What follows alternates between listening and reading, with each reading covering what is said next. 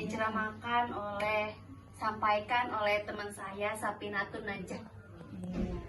Assalamualaikum warahmatullahi wabarakatuh. Waalaikumsalam warahmatullahi wabarakatuh.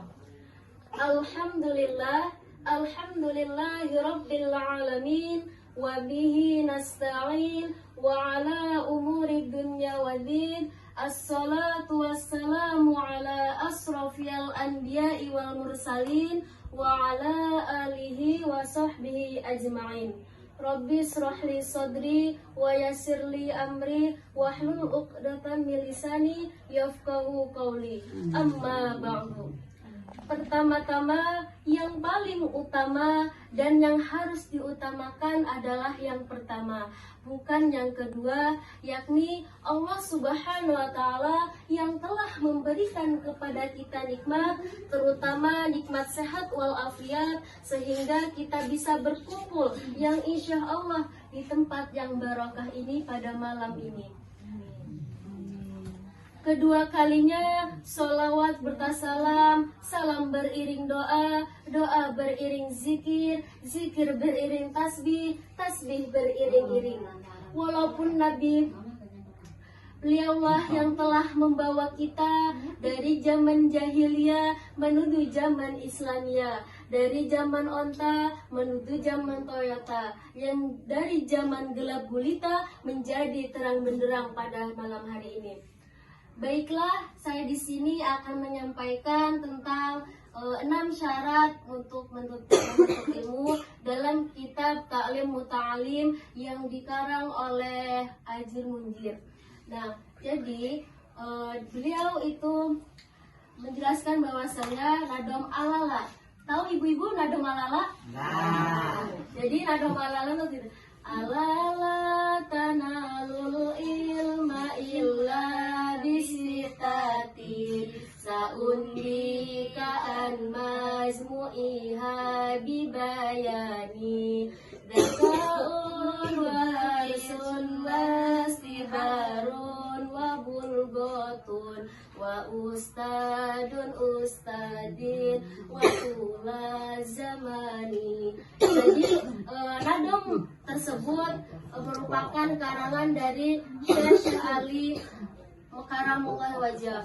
Beliau dari kitab Ta'lim Muta'alim ditulis oleh Ali Mazhir. Nah, jadi kita sudah tahu ya Bu ya bahwa ketika kita itu menuntut ilmu itu sangat wajib.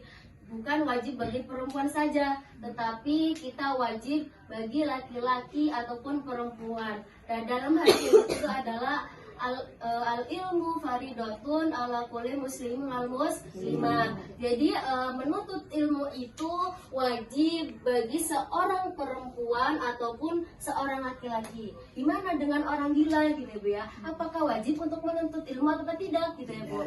Nah, jadi ya kenapa orang gila tidak wajib untuk menuntut ilmu? Karena orang gila itu tidak mempunyai akal. Jadi orang gila tidak wajib untuk menuntut ilmu. Dan ketika orang gila ataupun orang stres di luar sana gitu, ketika dia tidak stres lagi dan dia sudah sembuh, maka dia itu wajib untuk menuntut ilmu. Karena apa? Karena dia tidak sudah gila dan dia mempunyai akal. Ya, jadi dari 6 syarat tersebut dalam kitab Ta'lim Muta'alim tersebut, yang pertama itu adalah dzakaun, yang artinya adalah kecerdasan. Setiap orang mempunyai kecerdasan masing-masing, memiliki potensi masing-masing gitu Bu.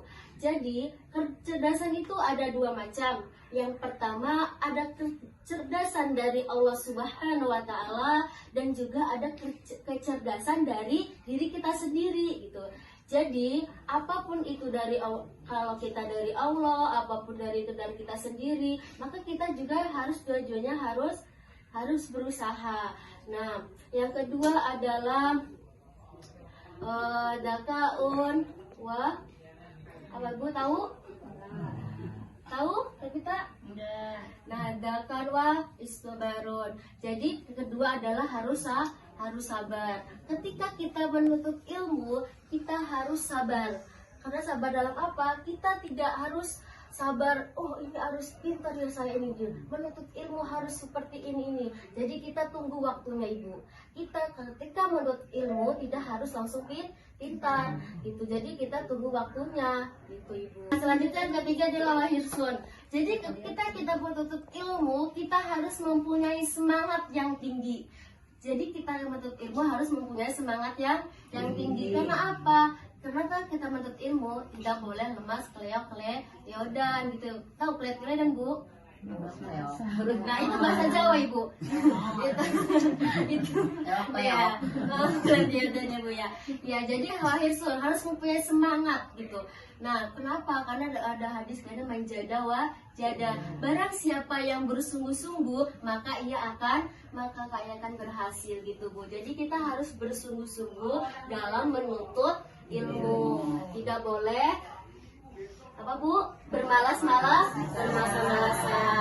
Dan yang keempat yaitu wabul gotun, yaitu artinya biaya. Nah, tadi sudah dijelaskan Ibu ya, bahwasanya emang kita itu tidak perlu cemas untuk memerlukan, oh iya anak saya gimana, aku tidak saya tidak punya uang buat anak sekolah gimana. Udah Bu, jangan memikirkan hal seperti itu. Insya Allah ketika kita niatnya baik untuk membimbing anak kita, insya Allah di situ ada rizki dari Allah Subhanahu Wa Taala gitu Bu.